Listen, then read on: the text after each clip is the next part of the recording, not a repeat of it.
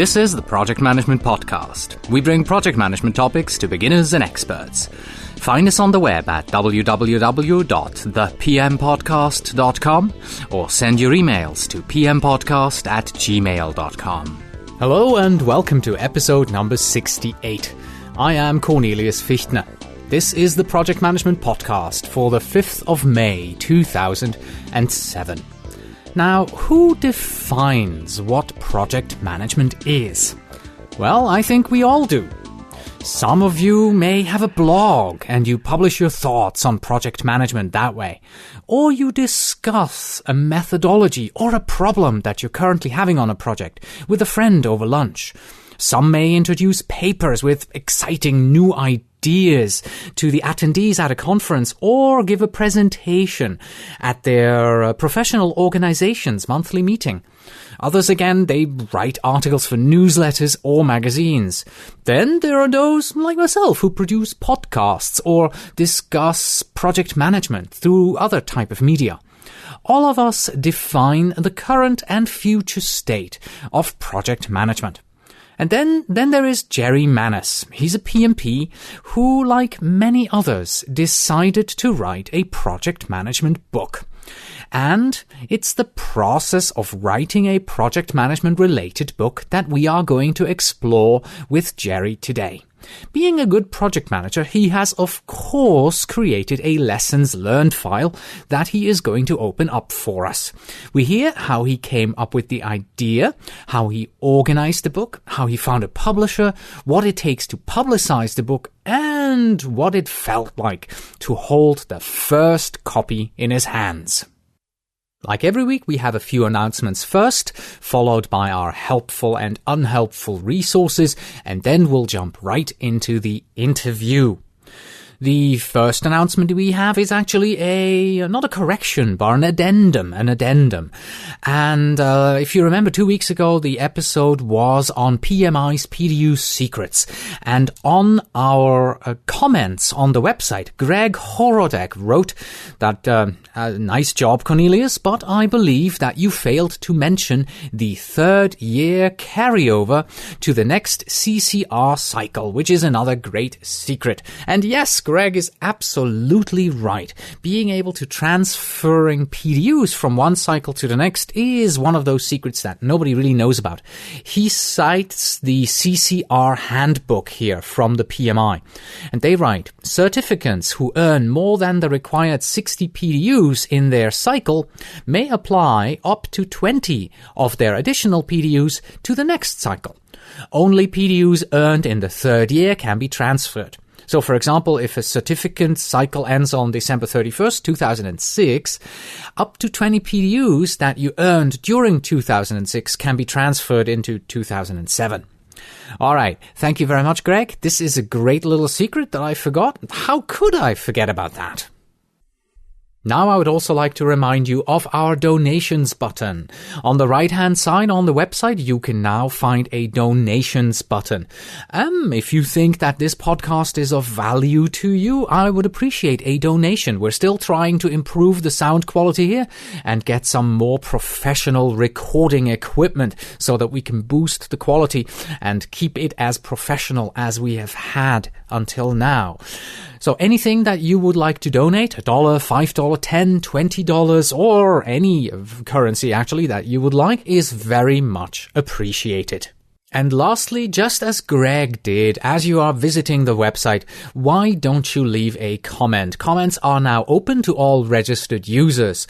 Simply register, become part of our community, and let your voice be heard. There is, however, a bit of a problem with the sign-up confirmation emails. So if you have signed up in the past and you have never received your confirmation emails, please write to me at pmpodcast@gmail.com and I will activate your account manually. Today's episode is sponsored by the Project Management Prepcast, which is our sister podcast for all those among you who would like to become PMP certified. In this podcast, we will systematically acquaint you with the concepts, methods, tools, and techniques that you'll need to know in order to feel ready to take the PMP exam. And because it's a podcast, well, it's easy to manage for you, and you can prepare for the exam whenever you can put on your headphones, at home, at work, in the car, on your bicycle. Until the end of May, a 1-year subscription will cost you just $24.99. And by the way, in May, we have scheduled over 40 episodes to be released. So jump on.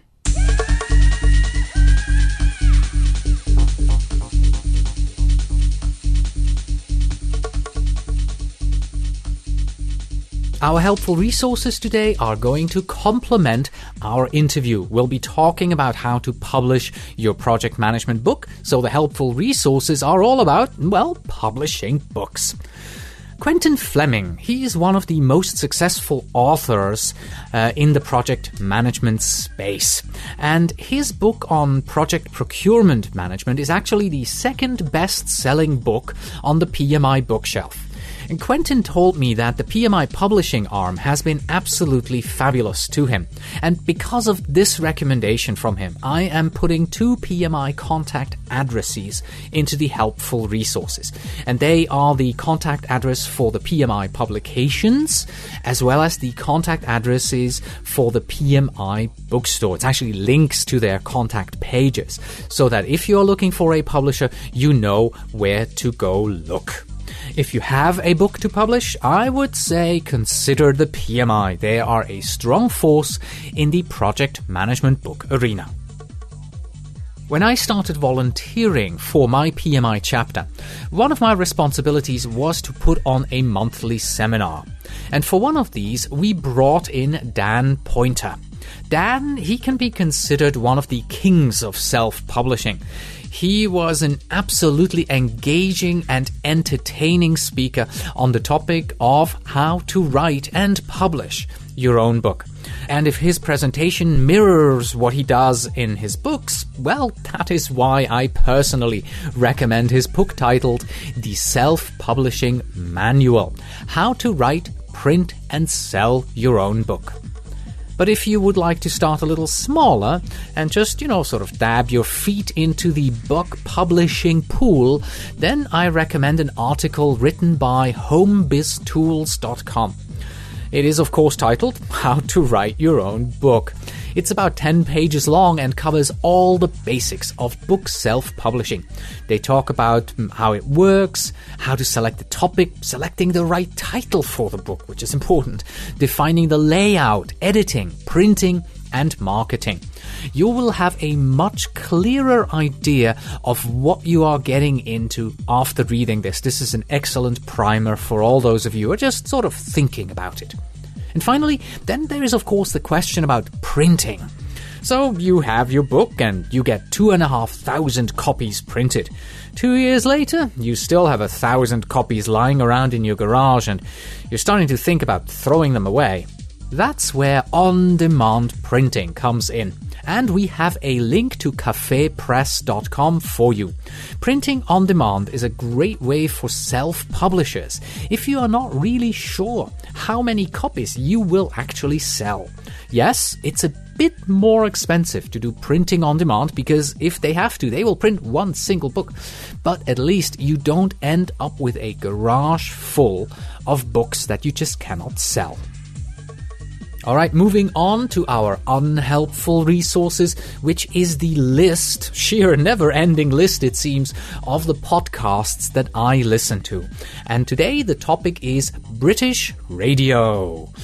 I have to admit, though, I haven't really delved all too deep into British radio, so I only have one recommendation for you, and that is the best bits of the Chris Evans Show. This is a 30-minute recap of the best bits from BBC Radio 2's Chris Evans Drive Time Show. Chris Evans is on from 5 to 7 in the afternoons or evenings on weekdays, and this is a compilation of the best bits from the show. It is highly entertaining, plus, of course, he has the same hair color as I do. That is always a good thing. Well, that's it for our helpful and unhelpful resources for today. You can find these recommendations in the helpful resources section at thepmpodcast.com, and they are nicely categorized for you. And for every episode, of course, underneath the show notes, you can find a link to the helpful resources that were presented in that particular episode. And just as a reminder, today it is episode number 68. All right, and now let's move on to the section for which you've actually come here, and that is our main topic, our discussion with Jerry Manis on his best practices on writing a project management book. Jerry is the author of Napoleon on Project Management. He's also the president of the Marengo Group and co-founder of PM Think, which is a popular project management blog. His work has been cited by the project management guru Tom Peters and highlighted in a variety of publications, including Leadership Excellence, the National Post, the Globe and Mail, the Chicago Sun-Times, and the Houston Chronicles.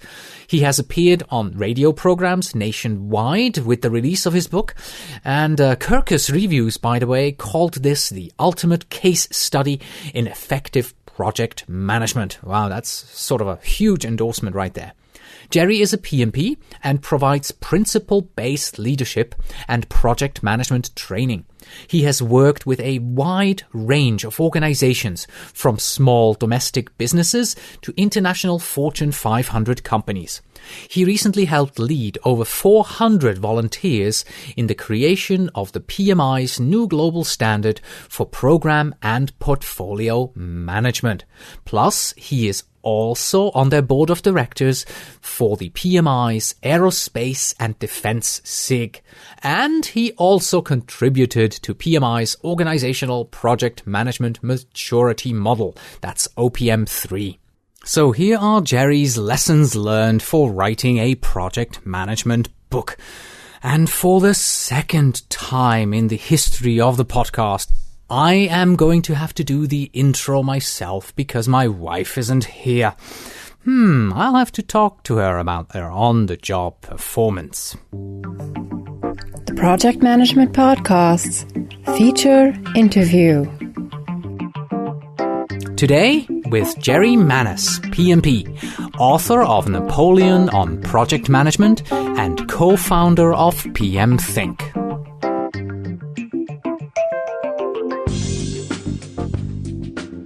Hello, Jerry, and welcome back to the podcast. Thanks. As always, great to be here. We want to talk today about your experience in publishing a project management-related book.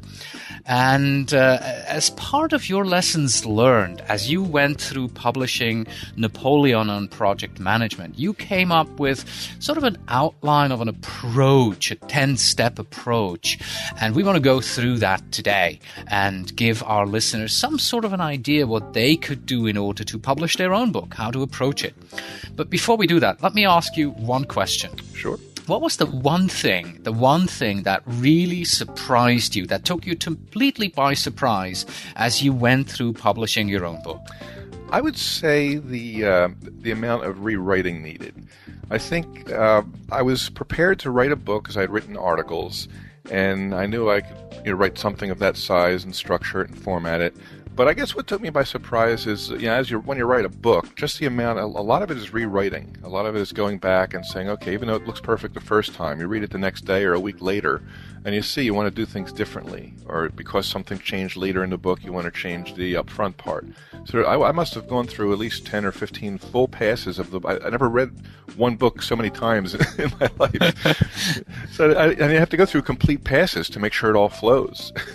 But that's I've learned since that's just part of the process. That is amazing. How much time do you think did you spend rewriting in percent of your total writing activities? Percent of, I would say, and there's a formula that I have that I'll talk about in a little bit, but I would say out of the whole process of writing a book, I think the amount of rewriting is about 20%, and that's not just of the writing. So if you look at just the writing, I think it was almost half and half between the writing and the rewriting, going back and reading and rewriting, and wow, that is truly surprising. But I think that's part of the I mean, some people can just write and it's like free form and let everything flow. But when you have a complex book with a complex structure, you need to read it from the beginning and see how it flows all the way through. Because you're always removing things. And in my case, I had to remove chunks for one reason or another, and then make sure I didn't, refer to it somewhere else in the book, things like that. So maybe it's also because I'm anal. I don't know. Yeah, that helps. All right, so let's take a look at those 10 lessons learned, or 10 steps that you created after writing Napoleon on project management. The first one that you had written here is determine why you want to write a book. So how should this be approached? Several things. First of all, about the 10 steps that I wrote down themselves, I think there's a lot of correlations between that and project management. And it was, in fact, as I was writing the book, I thought, this is like life imitating art, because I was using lessons from the book to better the project management ability in writing the book. So I think just like with a project, you want to determine why you're undertaking the project. With a book, you want to determine why you want to do this. And I think, to me, there's 4 valid reasons for wanting to write a book. I mean, there might be others, but I could think of 4. And one is you want to leave a legacy. You want to have something that's tangible that you can leave that will outlast you. And another reason I see a lot of people say is they want to make a difference. They have something to say and they want to make a difference. I know that was big for me. Third, some people do it for professional credibility. To me, that was a nice to have, but that wasn't my main driver. I mean, mine was more of having something to say, wanting to make a difference, and wanting to leave a legacy. I'm sure it was something to do with it. Professional credibility, like I mentioned, is 1.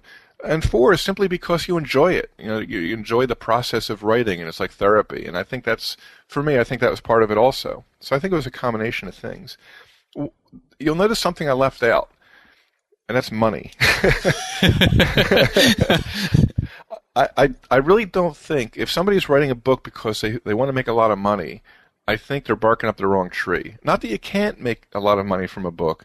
It's so astronomically unlikely that you're going to make a fortune from a book. I mean, you'll make some money, you'll make some side money, but to make a fortune on a book, it has to, really, hit a nail or be a blockbuster.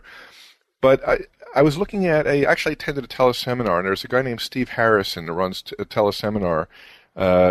One of them he runs is the difference between rich authors and poor authors. And if you Google Steve Harrison and books, he probably has loads of like seminars and webinars, a lot of free information. It really hit home when I listened to his presentation, because he talked about that writing a book, really, you're not in the book business. Just like McDonald's wasn't in the hamburger business, they were in the real estate business. When you're writing a book, you're not in the book business, you're in the marketing business. You're in the mailing list business. And really where you make your money is from the ancillary products and other things. Now, I haven't gotten there yet, so but with especially for a nonfiction author, and in ways maybe even for fiction, but you want to be able to have other offerings, teleseminars, pamphlets, workbooks, things like that. And the book, Jerry Manis action figures. That's right, action figures, action figures. In fact, I was talking to my uncle about the book. He said, "Well, if you can add some sex, violence, and a car chase, maybe it'll make a movie of it." All right. Were PDUs an incentive for you at all? Because writing a project management related book does, after all, give you 40 PDUs. The PDUs were nice, but it wasn't, to tell you the truth, it was an afterthought. It wasn't an incentive at all for me. Because there are other ways to get PDUs, classes, contributing. I do a lot of volunteer work with PMI. So I actually, believe it or not, I didn't even need the PDUs. I had the PDUs already that I needed. So that wasn't for me. Yeah, that's often the case for people who are very involved in project management and who are PMPs. You don't need the PDUs. They just fall into your lap somehow. Right. I think what it was the realization, because I started writing articles for Ganhead, and I wrote a Napoleon series and a Rome series, and I realized I had more to say, but more importantly, I realized that once these articles come and go, even though they're sitting there on the site, nobody reads them anymore. They were not very often. So, because they read the latest article. So I realized, okay, I did it. It's gone. So if I want to have something that's lasting, I might as well, the book is the logical next step. And that's why I decided to write the book. All right, let's move on to your second step here, and that is the idea generation. Now, I've heard you speak before, I think it was on Dina's podcast, Controlling Chaos, on how you came up with the idea for the book. If I remember correctly, it kind of just seemed to fall into place for you, like you have just mentioned, finding your old articles and bringing them together. Is there a more methodical way to approach this? I think so. I think often the idea finds you, like in the Napoleon case. I kept seeing quotes from Napoleon, and I did some research, and I got intrigued by it. It became almost an obsession with learning more, and I thought I needed to write that. Likewise, I'll share it. I'm working on another book now. I can't yet share the information about the details of it. But and this came to me from a seminar that I did, and there was output from it. And I thought, wow, this is an eye opener, and it's like right off the bat, I said, this has to be the next book. So often it finds you. I think the key is to identify the criteria that works for you. For instance, my criteria, I was like contemplating what should be my next book, and I thought, okay, my criteria was something that appealed to me. Obviously, it's hard to. It takes so much time to write a book. You damn well better be interested in it. So, a material that appeals to you, something that addresses a gap. Like I didn't want to do a Me Too book, something that somebody else was doing. Something you can really sink your teeth into, and it has ample room for research, because I like doing research and researching different things. That was my criteria. But I think everybody needs. It's just like in. I think it was Curly in the Jack Palance in City Slickers, where he said you need to identify one thing. It depends on what that one thing is to you, and I think it's the case here. What's the criteria that you need to know that would work for you? Mm. We'll talk about research in a little while, but you mentioned it has to be an idea that works for you. Now, did you take your ideas and actually go out and research if there are any other books around that have already been written on this topic, or how did you go about figuring out whether the idea is actually a valid idea? A couple things. I did do some research on to find out what other books were written, and actually in this case there wasn't really. There were no books written on Napoleon specifically for business. There were biographies of Napoleon, and there were no project management books that were based on historical figures. Although you had leadership books, you had like Abraham Lincoln on Lincoln on leadership and things like that. So this was a unique spin. I thought it gave it somewhat of a niche. And plus, a lot of the things Napoleon did specifically were geared towards project management, around his planning methods and things like that. So it seemed like a unique idea. So I definitely did a lot of research, and in fact, you have to when you do the book proposal. Okay, we'll come back to research in just a second. Let's follow your outline here. Let's be methodical with this. Okay. Your next step was the considerations that you need to go through whether or not you want to self-publish or not self-publish. Why did you decide to go with a publisher in the end? Well, in my case, I felt it was my best first choice. The thing is, when you self-publish, I did a bunch of research to say, okay, does it pay to self-publish or not? You can make a fortune self-publishing. Because you get all the money. Now, however, you have to lay out money. You have to lay out money for the marketing, the distribution, and there's a lot more work besides writing that you have to do. And I wanted to focus on writing. And I figured, especially with my first book, I didn't want to have to go through all that stuff. I just wanted to focus on writing. And you don't have to do marketing with a publisher, but I thought, let me try to get a publisher. Well, first you have to get an agent. And I thought, let me try to get an agent and then get a publisher and see if I can make that work. And my fallback was to look into self-publishing. I just felt it was the best situation for me. And if you have the sales and marketing arm to do self-publishing, by all means, I think it's a good way to do it. But I felt a publisher was the best option. All right, then. Well, let's come back to the research that we talked about earlier.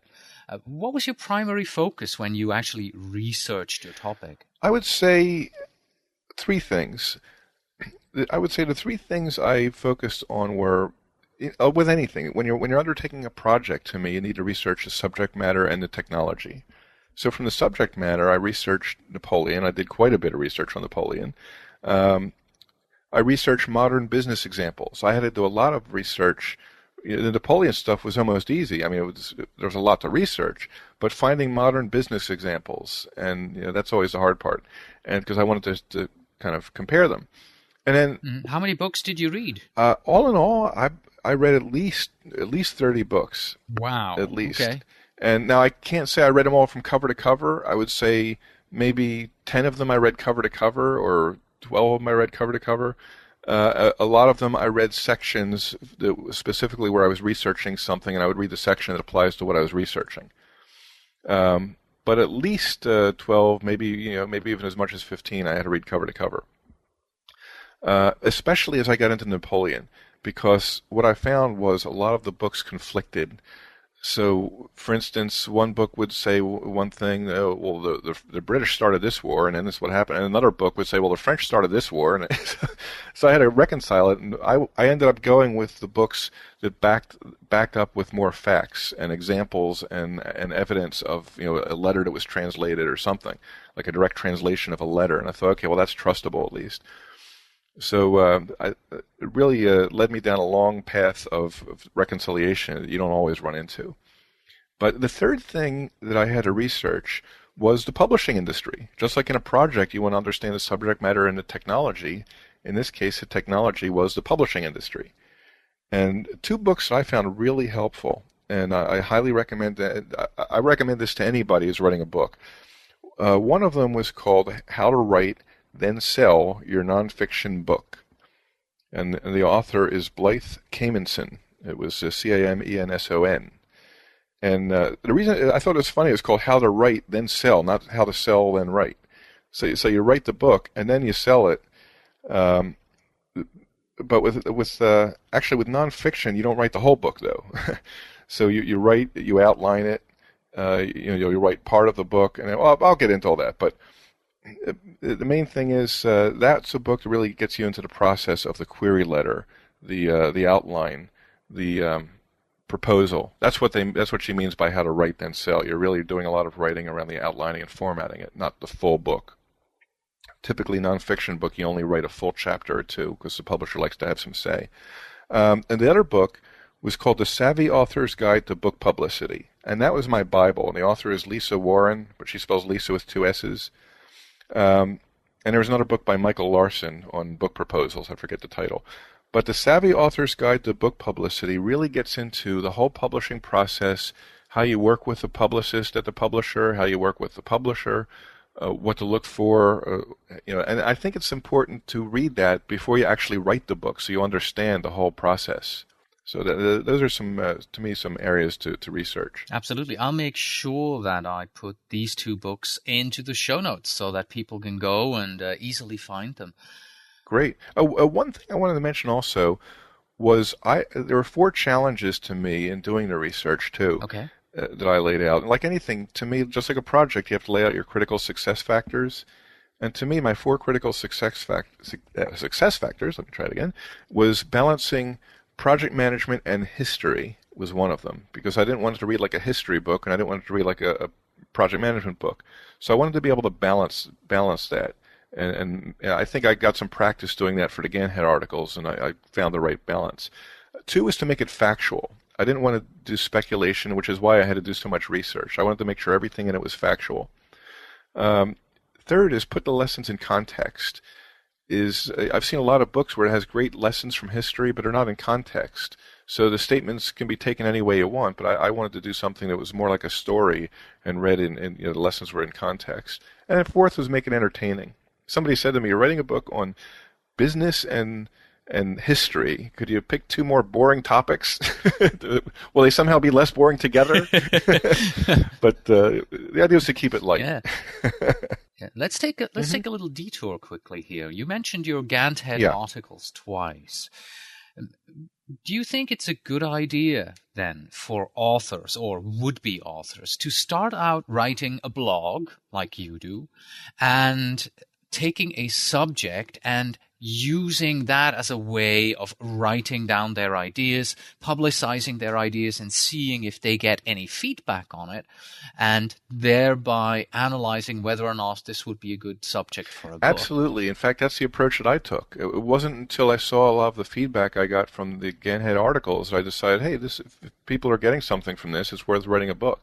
And I think for several reasons it pays to write articles first.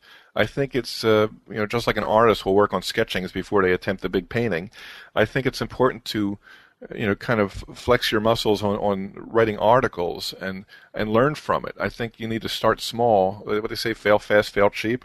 You need to start small and, make your mistakes. When I wrote the Napoleon article, the Napoleon series, I wrote originally from Lessons from His Rise, and people said, oh, can you do something on what went wrong? So I wrote a series on that. But a lot of it was his quotes, his sayings, and then followed by my commentary on it, which was nice. Then with the Rome series, I took a different approach. I thought, let me try to do this almost like a story, the history part. And then I liked that approach better. And then I thought, if I write a book, maybe I'll try the Napoleon thing again, but with the Rome approach, where it's more like a story. So I think the articles give you a chance to do that. Plus, with an article, it needs to be shorter. So you need to learn how to condense things and reduce. And I think that practice is important. Excellent. So learning by doing is the way to go. I think so. Right. And of course, that to me, I've always told people who approached me, I'd like to get more involved in project management. How can I do this? What can I do? I always tell them, if you want to get more involved in project management, you probably have a voice. Yeah. So go out, create your own blog and start writing. People will listen to you. It is absolutely fantastic, the kind of feedback you'll get by just writing a blog, and how quickly and easily you can build an audience for your thoughts. Absolutely. All right. Let's move on to outlining the book, which is the next step that you have. And you say that it is important to have structure. So did you, by any chance, go out into your local library and take a look at other project management books and see how they are structured, or how exactly did you do this? Well, believe it or not, I didn't look at project management books. I wanted to do something a little bit different. One of the books that inspired me to write this was Alan Axelrod's book, Patton on Leadership. In fact, I had mentioned Napoleon several times. So I thought, okay, Patton learned from Napoleon, so I'll go to the source and learn more about Napoleon. And then Napoleon learned from the Romans, so I thought, oh, that led me to write the article series on the Romans. I guess maybe the next one should be the Chinese or something. But but I liked Patton on Leadership. The only thing is, some of the lessons were out of context, and I found myself wanting to know more about the story and then the lessons in context. So I wanted this one to read more like a story, like I was mentioning, with lessons along the way. So I did look at some books for examples of, I like one of the methods that Alan Axelrod used in that book, where he talked about a Patton speech and then broke it down into the elements. And I used that same approach in the Napoleon book with one of the speeches that he gave after the Battle of Austerlitz. I thought that it was a good approach. I looked at other books to see how they did acknowledgments, references of the structure. So I did look at several examples and see which formats I liked for this. And I also looked, believe it or not, at books like the Da Vinci Code or popular books to say what makes them popular. And I felt that what made that popular was a lot of short chapters with hooks at the end that makes you want to read the next chapter. So I try to make sure I kept my chapters fairly short, or at least the sections short, and I try to leave each section with foreshadowing of what's coming next.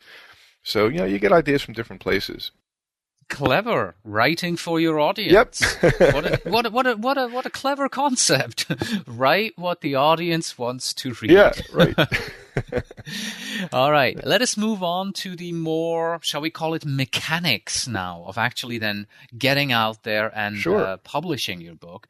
Item number 6 on your list here is the query letter process. Getting an agent and whether to engage a freelance editor or not. How did you approach that? The first thing is to get an agent, because an agent is what's going to get the publisher. Most publishers won't take unsolicited material, so I find it's good to get an agent. And even for the publishers that do take unsolicited material, you're better off having the agent negotiate your contract. And there's so many contractual things an author, especially a first-time author, is not going to think of. And the way to get an agent is with a query letter. So the very first part in the book process is the query letter. And the query letter must be, and there's no exceptions, must be 1 page. Because I think part of it is they want to see, number one, these people don't have time. They get hundreds of these query letters in. And they want to see, okay, if you can condense things down to a query letter, then you can condense a book and it won't be rambling on. Because there's countless books, or I should say potential books or manuscripts where, from what I understand, the authors don't condense things into chapters and it's not structured. So a query letter forces you to structure and it forces you to eliminate to where every word counts. And I'll tell you something, it was harder to write the query letter than it was to write the book. Because a book you could be more free form and creative. A query letter you have to say, wow, how do I say all this in 1 page? And the idea is the format is you have 4 paragraphs at most. And the first paragraph is the hook. The hook is just something as a grabber to say to grab somebody's attention about the book. The second one talks about the market. Why will this book sell? And what's the chief competition? The third paragraph talks about how the book will be structured, the format. And then the fourth is why you're uniquely qualified to write it. And typically it ends with just saying something, may I send you a full proposal? And if possible, you could personalize it in the beginning, saying, I understand you write books on such and such, or you published this book, which I liked. That, of course, helps. Now, when you look at it, the hook, the market, the format, and why you're qualified to write it on 1 page without it looking busy. Of course, people say, oh, yeah, well, great, I'll use 7-point font. But that forces you to make every word count. And I think when people see that and they see a well-written query letter, they say, wow, this person can write a book. And that's half the battle. So the query letter gets the agent.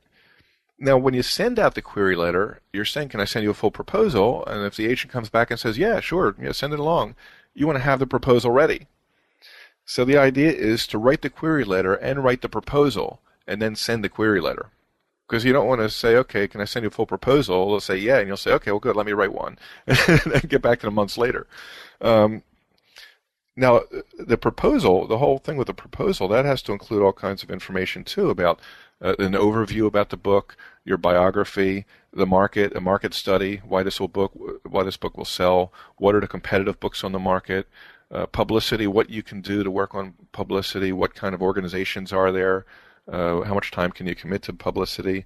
And you have to have a table of contents, a chapter outline, which is about a paragraph or 2 for each chapter explaining it, and then 1 or 2 sample chapters. So really, your book is pretty much structured and formatted in the proposal where they get a feel for it. And then if you get a book contract, then it's a matter of filling in the blanks and fleshing out the book. So you're creating a skeletal draft right from the beginning. So you create the query letter, you create the proposal, you mail out the query letter. The agent says, yep, and typically, I think they said if you send something to about 20 or 25 agents, you'll get maybe 1 or 2 responses. That's typically so. People, if people are expecting every query letter you send out, are going to get a bite. In fact, there's a legend that Catch-22, the book, was called that because the publisher apparently wanted a different title, or it was called something else. So they came up with Catch-22 because it took 22 tries before the book found a publisher. It could be called, Catch-16 if maybe it took 16 tries, but and it just stuck. Right. So now you've got your publisher. Now you've got your agent, of course, right? So now you've got to go out and you've got to find yourself a publisher. Yeah. So how do you find a publisher then? What was your approach? Do you do that together with the agent? Do you do that alone? Well, actually, the agent does that. The key is to find an agent. And there's 2 angles you can take. There's a writer's market book. It's like a thick book that's in every bookstore. I think it's called, like, every year they come out with the writer's market. And that lists agents and what kind of books they carry. What I did is I went through a freelance editor.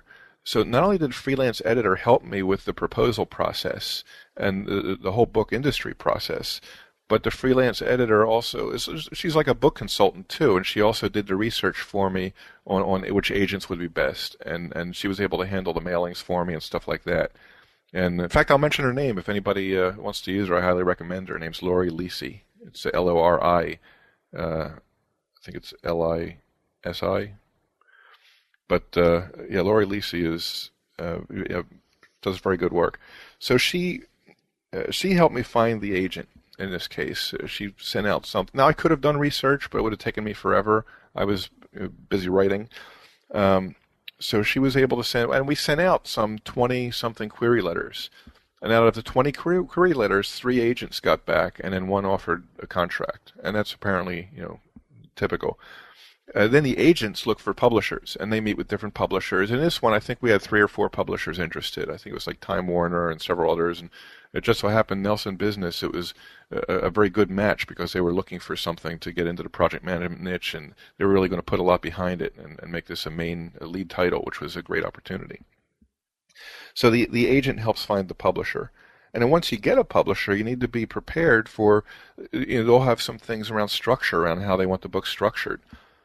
For instance, the original book, by the way, had an additional section afterwards about, really it was I would say a lot of the philosophical issues of management as it related to the book. So after Napoleon's downfall, there was a whole section that got into things like like a psychological study of leadership styles and this and that. And the more we looked at it, we say, you know what, it's like an appendage. So we kind of knocked it off and said it didn't really fit well. And then the publisher said, well, we need a hook for the book, because originally it was just a story of Napoleon's rise and a story of his fall and a point of lessons out along the way. The publisher said, can you come up with like a series of like 5 rules or something like that? Because I realized with a lot of the books I have, they like numbers. Numbers sell. So I came up with the 6 winning principles. And then we had a whole then we had a whole section called Napoleon's 6 winning principles. Yes. So I had to go back and extrapolate all the lessons and then organize them into sections. And I organized them into 6 principles. Which you then, of course, also use to create your podcast. Yeah, absolutely. All right. And they liked it. And then they said, well, great, now can you come up with like a certain number of like downfall points or something like that? So then I created the 4 warning signs. It seems to be a numbers game in the end. Yeah, right, yeah. Did you have at all contact with PMI and their publishing arm? I had briefly talked about that with my agent, about PMI, and AMA as well was another publisher. And we just didn't get there. When this publisher offered the deal, it just seemed like a good idea. And PMI seemed to focus more on, I'm not going to say academic books, but more on specific lessons and techniques and things like that.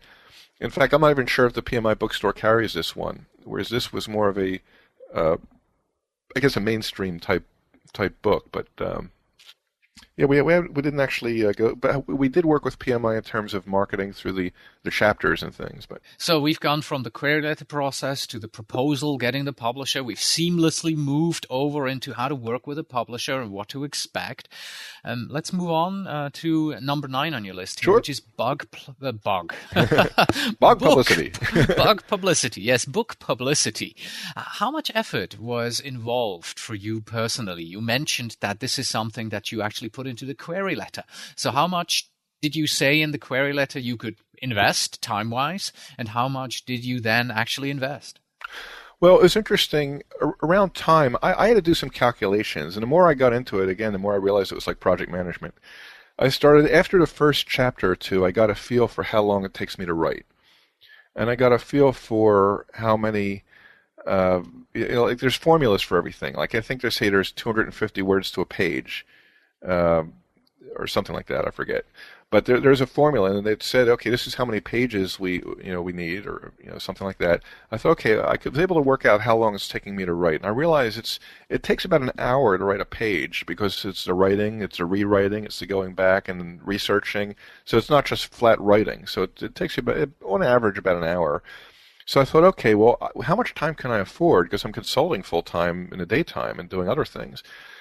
So I figured, okay, I could afford about 8 hours a week, because there's a work-life balance thing. I have a 5.5-year-old at home, and I'm not one of those people that's going to live for work. So I thought, okay, 8 hours a week I can afford. I can do it like 2 hours twice a week and 4 hours on a weekend, or I can make up some extra time on a weekend if I miss one night during the week. And I pretty much stuck to that. And I thought, okay, if I average it out, that average is maybe 8 to 10 pages a week. So I thought, okay, I can get 3 to 4 chapters done in a month. And I laid out a schedule. And the freelance agent that I worked, or the freelance editor that I worked with, Lori Lisi, she actually kept me on track, because she said, hey, we need this next chapter, because she was editing the chapters as they went along by this date. And it's always good to have somebody to be accountable to. So that worked, and so that was a time I knew I could commit to. So just like in project, you don't want to accept an artificial deadline. When you're accepting a book deal, you need to work out how much time you have to write, how long it's going to take you, and make sure that you negotiate a deadline that you can live with. I think that's critical. And once you were done, once the book was out there, the whole publicity side, how much involved were you in that? That too, I think. A lot more than authors would expect. And if you read that Savvy Author's Guide to Book Publicity, you'll get a sense for what's your responsibility versus what's the publisher's responsibility. For instance, they will send out press releases. They'll get the book into bookstores. If I do a speaking engagement somewhere, they can help market it. So they did a lot. They took out ads. They took out ads on PMI and banner ads and things like that. So they spend some time in marketing. However, that's not enough. They expect, and you need to lay it out in your proposal, that the author is going to do quite a bit of publicity in terms of booking speaking engagements. Like they arranged media interviews for me, radio interviews and things, which I did. But it was up to me to book speaking engagements. It was up to me to build my mailing list. They had asked me to really build up the blog, start a newsletter. The reason I did a podcast, I wouldn't have even thought of it. They said, podcasts are getting big. We think you need to have a podcast. So I started doing that. And actually, I'm getting behind. I have to record my next one. But with between a newsletter and the podcasts and all that, that's something an author needs to be prepared to do because the publisher is expecting it. Now, you mentioned earlier that publishers seem to like numbers. Yep. And we're getting to number 10 here. And number 10 is your number. Yep. The 5 ingredients of being an author. Tell us about the 5 ingredients that you find it takes to being an author. Okay. Because I was thinking about this, I'm thinking, okay, being an author, people think, okay, well, you're writing. But that's only part of it. And I think that there's 5 ingredients, and I really think that they're in equal parts. And I would say 20% is preparation. There's a lot of preparation involved in formatting, the query, the proposal process, reading about the publishing industry, preparing your website, preparing a mailing list, a newsletter. There's a lot of preparation involved. So I'd say 20% is preparation, 20% is writing, the actual writing, and that is that includes the formatting and things like that. 20% is marketing. So I think that there's a lot of marketing involved that people need to be prepared for. If an author is expecting to just write the book and submit it to somebody, they're better off not doing it or writing articles and submitting it somewhere. The next one might sound surprising, but 20% reading.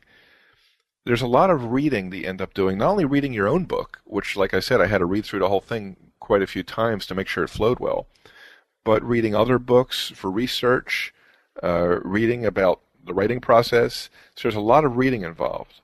And the reading I try to get done on the train. It's hard for me to write on the train. You're squished in there, but I try to get my reading done on the train as much as possible. And then the last 20% is rewriting. And that's what I was talking about. I think rewriting is a big part of it, going back and revisiting it. And especially when they ask you to take out chunks or insert the 6 principles, I thought, okay, well, now I need to make sure it flows well and stuff like that. So, not to mention the original book had a lot more biographical information, and they came back and they said, well, this would be great if it was a biography. It would be excellent. But I was trying to build do character studies and build the character and things like that. But so a lot of that I had to cut out. I probably cut out a good 100 pages from the book. Wow. And you said that it takes you about an hour to write a page, right? About that. So on average. You cut out 100 pages, which means you cut out 100 hours of your work. Yeah.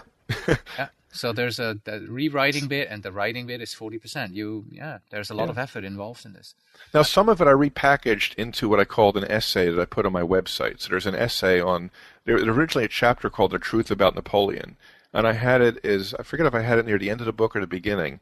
It was it was either in the front matter or back matter, but it was called The Truth About Napoleon, and that's where I got into the varying opinions and trying to get to that. Of course, there's so many different opinions of Napoleon, so I try to dispel some of the myths And they said they felt like it took away from the flow of the book. So I put it on my website as an essay, and then at the end of the book it says, visit my website for a free essay on Napoleon. So. Which of course then drives traffic to you again. That's yeah. Cross marketing Right. is what that's, I believe, is called. So tell me, what does it feel like? The book is being printed, it's on your way, you go down to the post office and there's the package. You open it up and you hold it in your hand for the first time. What does that feel like? I guess the best word I could use would be surreal. I felt like I was picking up somebody else's book. I guess, and part of his relief, maybe. But it's surreal, especially when you walk in a bookstore and you see it in a bookstore. It feels kind of weird, seeing it there. But then you get used to it. It doesn't take very long. It must be neat too. If you walk past the bookstore and you see a face Yeah, it's smiling kind of at you. neat. Which is kind of funny because when I was doing speaking engagements, they would put this big poster up with a picture of your face in the book. And I'm like, okay. Yeah, it's similarly weird for me if I walk into a PMI meeting or any project management meeting and people come up to me and say, "I love your podcast, man." Yeah. So it is surreal, and it takes a bit of getting used to. Right. 2 questions for you to finish this off. The first one, of course, has to be: would you do it again? Easiest way I can answer that is I am doing it again. But yes, I'm actually working on another book, as I mentioned, and there'll be information soon about that. I'll talk about, but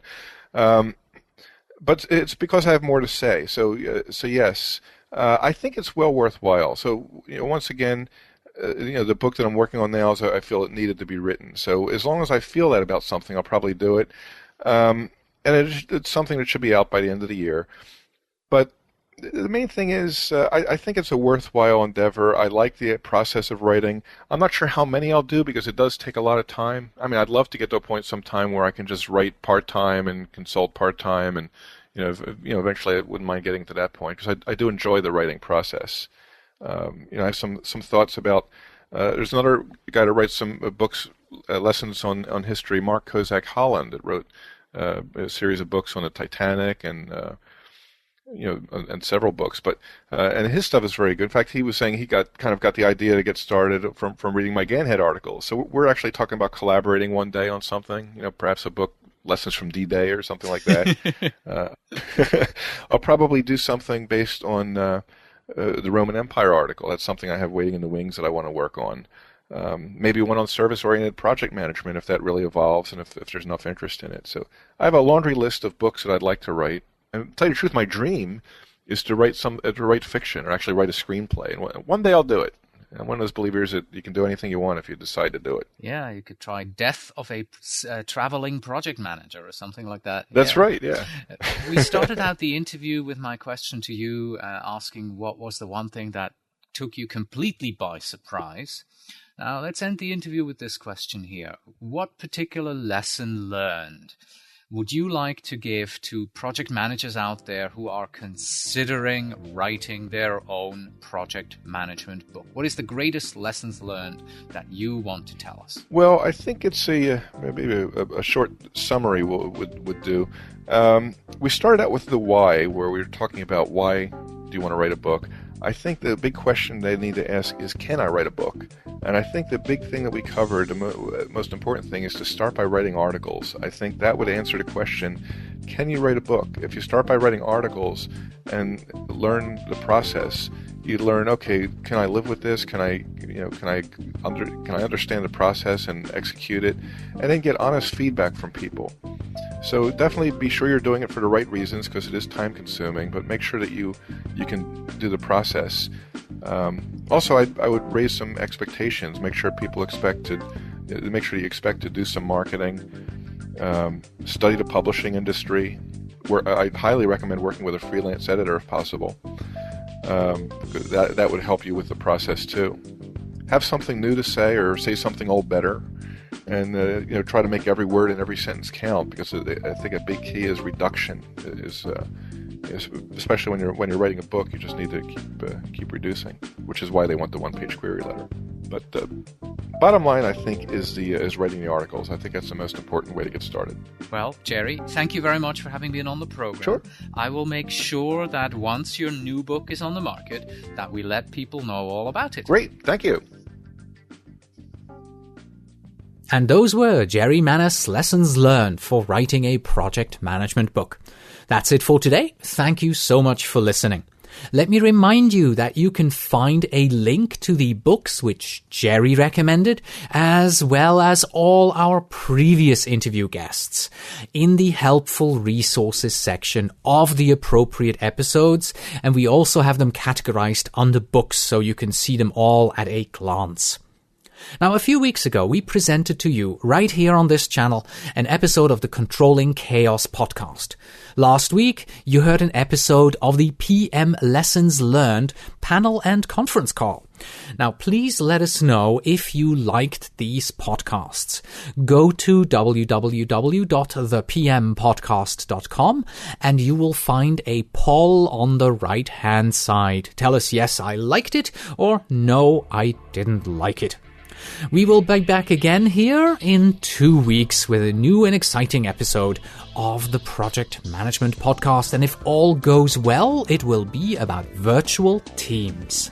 As always, you can find us on the web at thepmpodcast.com, and if you are a project manager who wants to become a PMP, you can visit pmprepcast.com.